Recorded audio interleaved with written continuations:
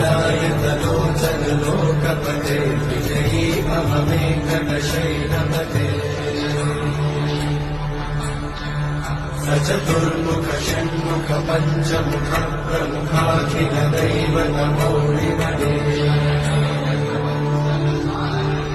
शरणागत वत्सल सारमिते परिपालय मां वृषशैलपते